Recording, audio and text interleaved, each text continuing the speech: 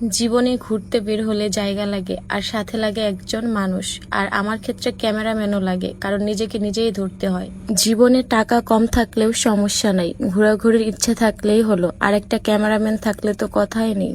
কিন্তু দুঃখের বিষয় হচ্ছে আমার ক্যামেরাম্যান আমার থেকে অনেক দূরে থাকে, তাই আমার ক্যামেরাম্যান আমি নিজেই। আজকের প্ল্যান ছিল ঘরে থাকা, কিন্তু আমার মন বলল না ভাই, আজকে একটু নাটক করে আসো। হ্যালো সবাই, আজকের ব্লগটা একটু অন্যরকম হতে যাচ্ছে। আজকে আমি ঘুরতে বের হয়েছি আমার পছন্দের একজন জুনিয়রের সাথে।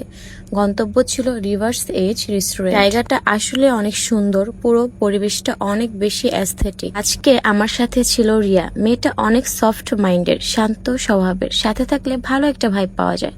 এখানে আসার পর প্রথমে যেটা ভালো লেগেছে সেটা হলো এখানকার পরিবেশ।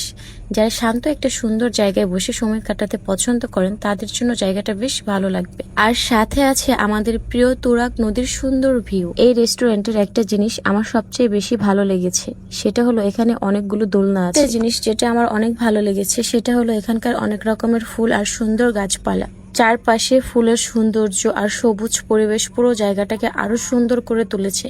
আর সব থেকে বড় বিশেষত্ব হচ্ছে আমার মতো সুন্দর একটা মেয়ে এখানে গিয়েছে। এখানে এসে একটা সমস্যা হয়েছে, এত সুন্দর সুন্দর ফুল দেখে আমি লোভ সামলাতে পারছিলাম না। যারা ছবি তুলতে বা ভিডিও করতে পছন্দ করেন তাদের জন্য জায়গাটা অনেক সুন্দর, কারণ চারদিকে এত সুন্দর সুন্দর ব্যাকগ্রাউন্ড যে কোন জায়গায় দাঁড়িয়ে ভিডিও করব সেটাই ভাবার বিষয় হয়ে যায়। আসলে বাইরে গেলে খাবার বাছাই করাটা একটা বড় চ্যালেঞ্জ হয়ে যায়। দুজনে অনেকক্ষণ চিন্তা ভাবনা করে শেষমেশ খাওয়ার জন্য নিলাম চাউমিন, কারণ চাউমিন আমার সব থেকে প্রিয় খাবার। খাবারের টেস্ট মোটামুটি ভালো ছিল, তবে একটা কথা না বললেই নয়, জায়গাটা যেহেতু একটু সুন্দর আর প্রিমিয়াম টাইপ, তাই দামটা একটু প্রিমিয়াম লাগলো। মানে খাবার খেয়ে মন খুশি, কিন্তু বিল দেওয়ার পর পকেট একটু ইমোশনাল হয়ে গেল। এরপর রিয়ার সাথে কিছু ভিডিও নিলাম। এদিকে আমার প্রিয় একজনের সাথে ভিডিও কলে কথা হচ্ছিল, আর মজা করতে করতে একটা কথা বলেই ফেললাম, আমার কেউ নাই, আমি সিঙ্গেল।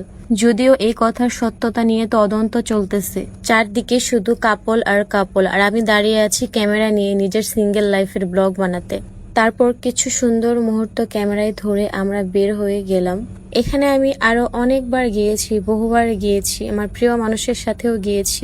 এই জায়গাটা শুধু একটা রেস্টুরেন্ট না, এর সাথে আমার প্রিয় একজনের কিছু সুন্দর স্মৃতি জড়িয়ে আছে, তাই জায়গাটা আমার কাছে একটু আলাদা।